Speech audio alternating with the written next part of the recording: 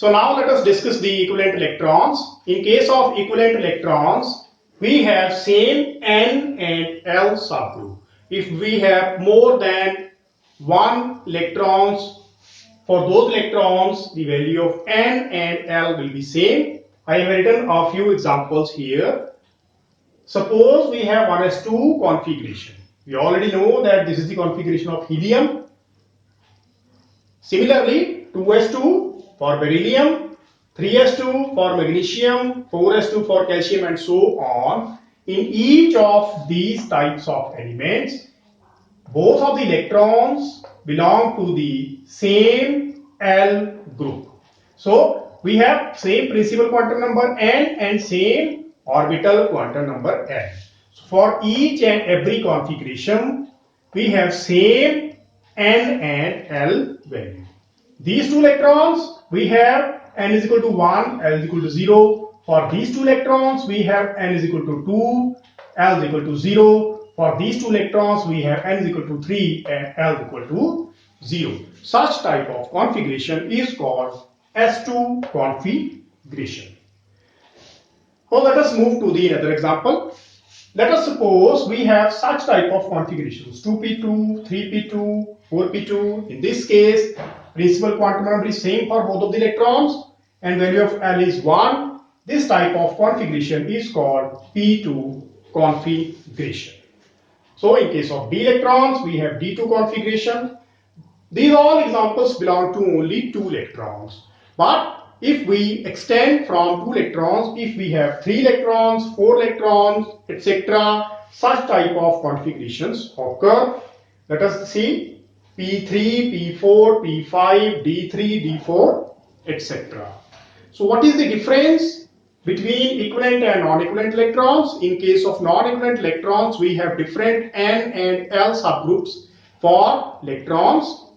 But in case of equivalent electrons, we have same N and L values.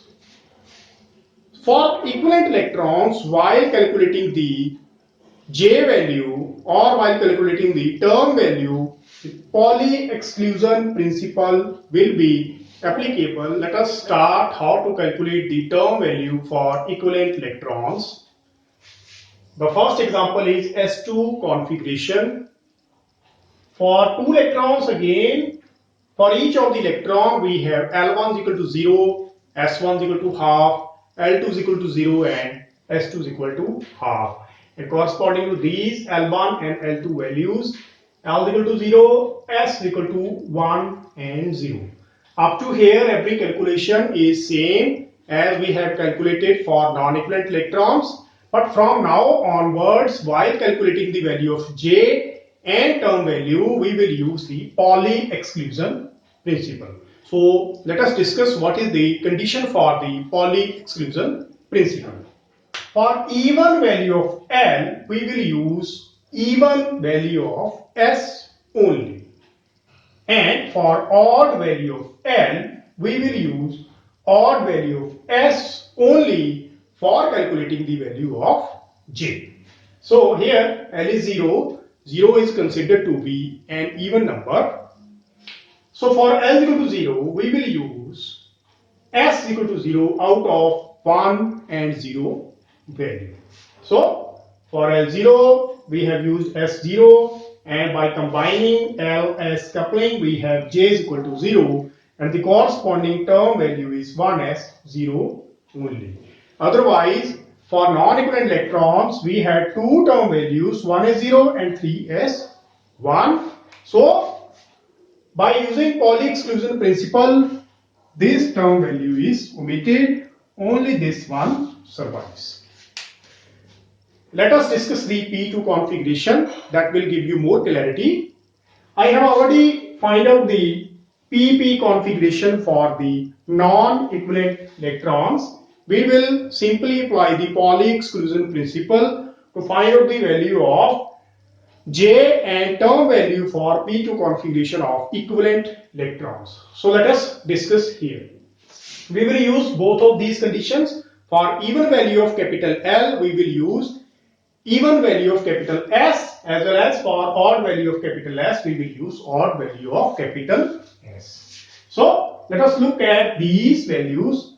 Let us consider the A condition. We have used L is equal to 2, which is even number, and S equal to 1, which is odd number. So this is not valid for equivalent electrons, and corresponding term values will not be considered. So this condition is nullified and the term values are not existing. Let us go to the second condition.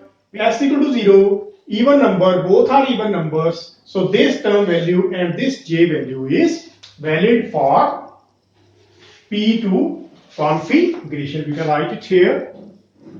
L2 is equal to S0, J is equal to 2, and the corresponding term value is 1D2. Let us go to the third point. L1, S1, both are odd numbers. Pauli exclusion principle is valid. So the J value is 2, 1, 0. All the three term values are applicable. L1, S1, J is equal to 2, 1, 0, and the corresponding values are 3P2, 3P1, 3P0. Let us move to the other point. L1, S0, odd, even, not considered. L0, S1, even, odd, not considered. L0, S0, this is applicable for our equivalent electron. L0, S0, J is equal to 0, and corresponding term values are 1, S0.